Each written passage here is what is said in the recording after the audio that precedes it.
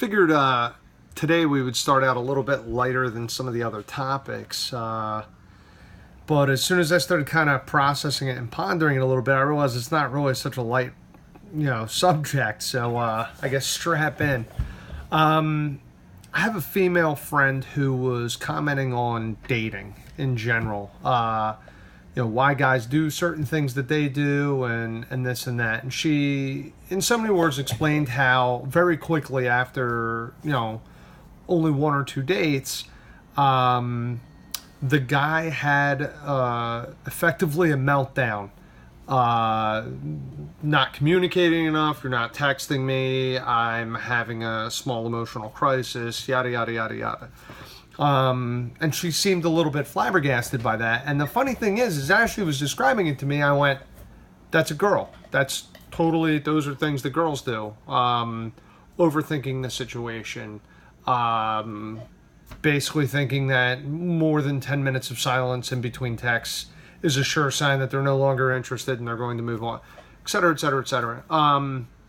So in a joking manner, I basically said, well, welcome aboard. Now you know what it's like to date a girl. And it kind of spawned a little bit of a subject as far as dating in general and why guys are becoming ultra effeminate when it comes to how they act. They're becoming overly sensitive. They typically let the smallest little things, get them butthurt. They immediately are trying to jump into relationships the same way that a lot of girls used to be, found guilty of. Things of that nature. And it's kind of funny because if you look at the other side and what we've seen trend-wise, girls have been kind of doing almost the opposite. They've been acting more like guys. It almost seems like the two halves are starting to try to meet somewhere in the middle by simply exchanging the bad traits that both sides had. With girls nowadays, acting like guys typically comes in the form of things like sex positive attitude and being really big fans of getting rid of slut shaming, which, again, is in many ways often dismissed as, girls who like sex. The issue with that is a lot of girls are hiding behind some of the terminology and the fancy wording, and it's not that they really like sex as much as guys do, but they're starting to realize that it can totally be used as a tool and kind of get what they want. My personal view on it is a lot of times guys typically want the physical aspects and they're willing to fake the emotional shit to get what they want. Women, clinically used to, have the exact opposite. They wanted the emotional aspects, and they were willing to do the physical stuff like sex to get what they wanted.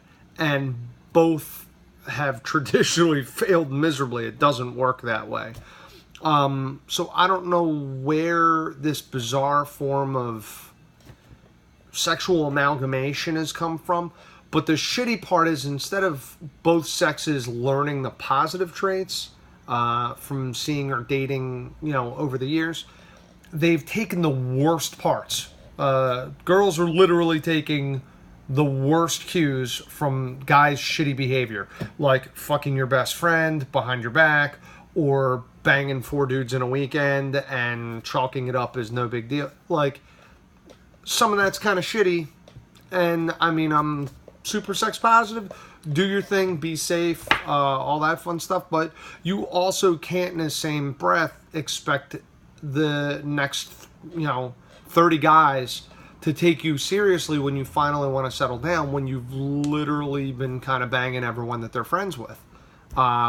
It doesn't always work that way, and unfortunately some of the girls out there are going to learn the hard way that still has some traditional stuff rooted there. And guys, you got to stop with the man bun and trying every possible thing you can to just please girls without actually knowing who you are or what you want. If you're legit, that desperate for a relationship, try taking it slow. And I guess in a way that's almost like what leads us into the next part is It's just fucking dating. This isn't the 1600s where you're betrothed to someone and their fucking brother has to come on a date and you enter into this lengthy, bordering on legal contract of like fucking courtship. It's dating. You're just seeing if you like each other.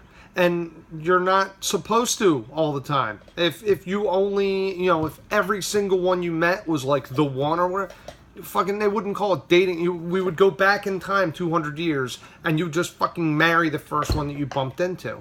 And I think the reason there's so many goddamn failed relationships and why I do so many fucking cover-ups on names of tattoos is because people date for like 4 weeks, they have sex a couple times, and then they suddenly think that they're fucking in love and that this is a person that, is meant for them. Instead, I don't know, maybe see them at their worst, not their best. Like if you can't make, a trip to the shopping market fucking entertaining, dump them. Go with someone else. Try to have fun in whatever the fuck you do. That's kind of the key, I think, is, the hot, sweaty times, that stuff's cool and all, but that really will fade, and these are the same people that are kind of scratching their heads. Like you have the last generation of old folks that are kind of going, like, traditionalism, I'm sure that's not the way to go either. I mean, obviously, like, don't just settle down with the first one you see. Dating is utilized specifically so you can kind of check a few people out. If you remain honest with yourself and you remain honest with the other person, then you're not going to have a problem. And I guess that's kind of the other part of it. There's people out there desperately trying to find someone else to complete them. And the joke is, you got to fucking complete yourself. Like, if you suck and you don't have enough shit under your belt, go do stuff that makes you a worthy catch. Like, I talk to dudes all the time that are talking about these girls that are quote-unquote out of their league, and the first question I have is, why? What do you mean, why, dude? She's, she travels and she does all that. Fucking, well, why don't you do those same interesting things? Go to school. Learn something cool. Go learn a new language. Learn how to do shit. And when you go to a bar and you bump into a girl and she says, what do you do? Instead of saying, oh, well, I mainly sit around this bar and I drink a lot and pretty much that's to just get over the shitty dead-end job that I have and I live in a nowhere apartment. I really don't have any big plans and I've never been anywhere, I've never seen anything. You want to get on board with this? It's fucking lame as shit.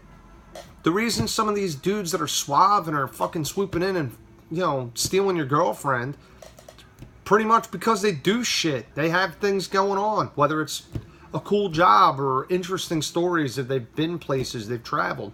And same thing goes with girls. I mean, unfortunately, if you keep losing your boyfriend or whatever, maybe it's not because she's a hoe. And I hate to say it because really any more guys can get the sex just about anywhere else too. It's not really a one-way thing anymore.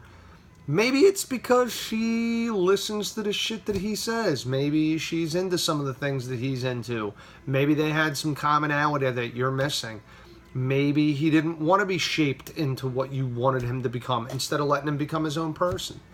So I think maybe that would clear up a lot of the dating stuff, is if people actually just tried to figure out what they actually want and weren't really looking so hard to get into a relationship. And then eventually when you bump into somebody at the right time, the right place, when you've got your shit together, you have your legs underneath you, both of you will be ready to actually meet up. I got fucking married in my late 30s, and I'm still fucking happily married almost 6 years later, and it's partially because I waited. I also played the shit out of the field. That sounds terrible. My wife kind of chuckles about it, but we both did.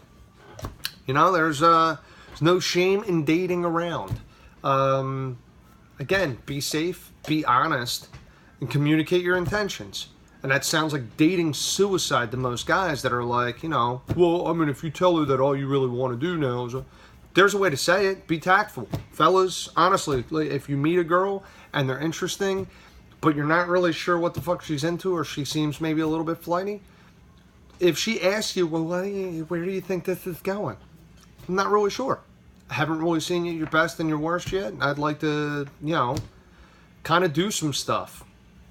Let's have fun together, and if our goals seem to line up, cool, we can continue to chill. If she's really the one and that's who you're supposed to be with, guess what? She will probably have almost the exact same idea that you will. And if you're not meant to be together and she doesn't really understand where you're going with any of that shit, run. Here's the joke. If you're fucking cool the whole time, maybe it'll be her friend that you end up with. That shit totally happens. My wife and me were introduced by our mutual friend who she dated in high school. They stayed friends. That's what's kind of supposed to happen. Unless you're a raging fucking asshole, there's no reason why, you have to, hate them or have someone hate you. The only thing that you have in common with like all your exes or whatever, or that your exes have in common, is you. So if every single ex you have is a crazy person, that's probably you being a fucking lunatic. That's not them, unless you really do seek out assholes. In which case, congratulations. Like, that's your fucking problem. I am interested to hear what everyone's thoughts are on dating and relationship advice, and if I'm way off post, or if you feel that I've missed something or want to contribute, let's hear it. Bring that shit on. Till next time, we'll see you soon. Be sure to like, share, and subscribe.